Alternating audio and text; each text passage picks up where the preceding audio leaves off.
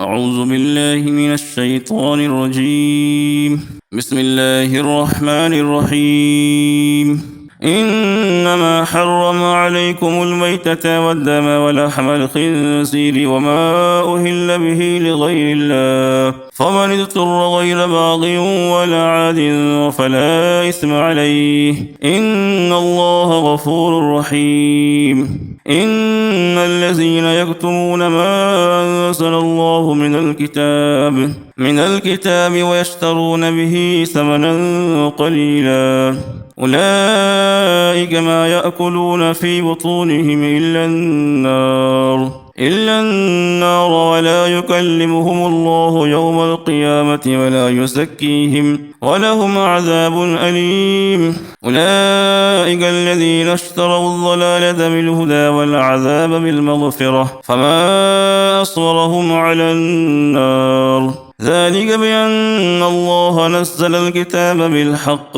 وإن الذين اختلفوا في الكتاب لفي شقاق بعيد. ليس البر أن تولوا وجوهكم قبل المشرق والمغرب ولكن البر من آمن بالله واليوم الآخر والملائكة والكتاب والنبيين، وآتى المال على حبه ذوي القربى واليتامى والمساكين وابن السبيل والسائلين وفي الرقاب، وأقام الصلاة وآتى الزكاة، والموفون بعهدهم إذا عاهدوا، والصابرين في البأساء والضراء وحين البأس، أولئك الذين صدقوا وأولئك هم المتقون. يا أيها الذين آمنوا كتب عليكم القصاص في القتلى،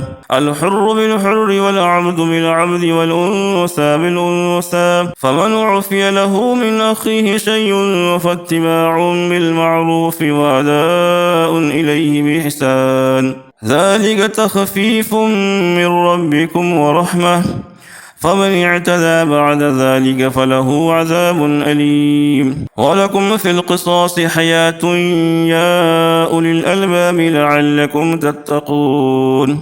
كتب عليكم إذا حضر أحدكم الموت إن ترك خيرا الوصية للوالدين والأقربين بالمعروف حقا على المتقين، فمن بدله بعدما سمعه فإنما إثمه على الذين يبدلونه، إن الله سميع عليم. فمن خاف من موص جنفا أو إثما فأصلح بينهم فلا إثم عليه، إن الله غفور رحيم. يا أيها الذين آمنوا كتب عليكم الصيام كما كتب على الذين من قبلكم لعلكم تتقون، أياما معدودات، فمن كان منكم مريضا أو على سفر فعدة من أيام أخر، وعلى الذين يطيقونه فدية